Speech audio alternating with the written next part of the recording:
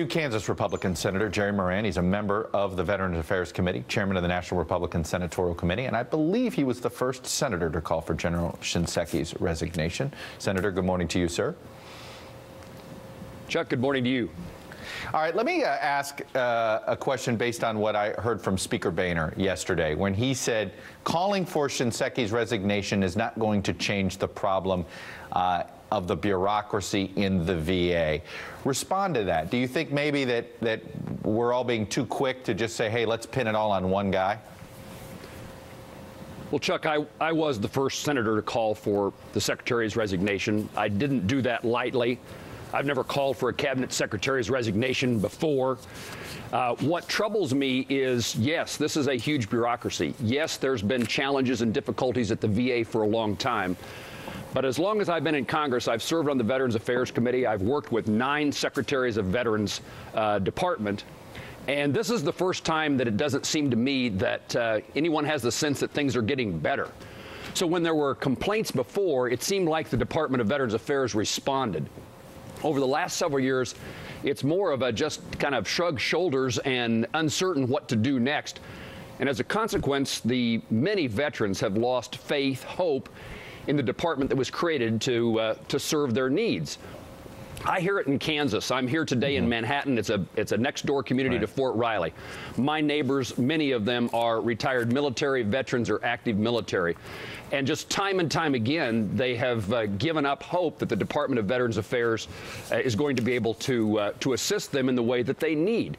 And my point is that, yes, there are always challenges, and yes, the Department of Veterans Affairs has been is a significant bureaucracy, but the only way you can change the outcome of that bureaucracy is to have someone in charge who sees the problem and takes a lead.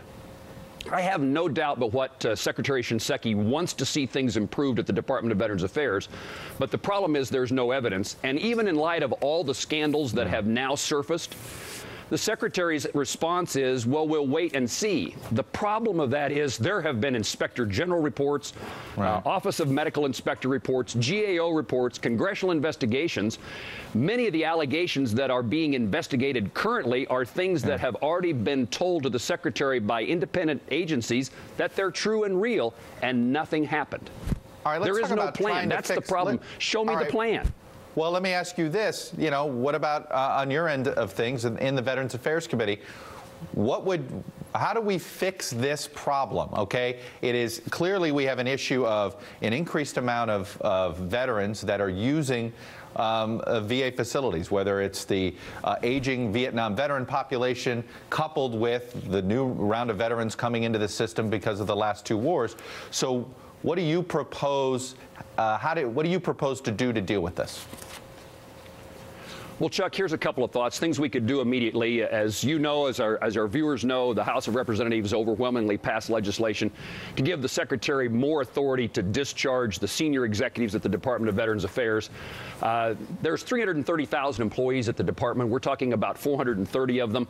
And what happens today at the VA is that when we file a complaint, allege something's going wrong, what we see is the person in charge is transferred someplace else as compared to any real consequence. So that legislation, incidentally, I offered as an amendment yesterday in the Veterans Appropriations Committee, and it was adopted by the full Appropriations Committee. So there's an opportunity there. Secondly, let's change the standard by which we're judging the Veterans Department.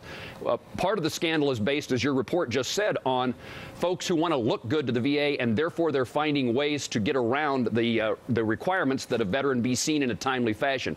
How about changing the criteria by which we judge performance, instead of saying how long did it take to get the veteran to see a doctor, to say, let's ask our veterans, are you satisfied with the quality and care that you're receiving? And let the veterans be the judge of whether or not good things are happening at the department.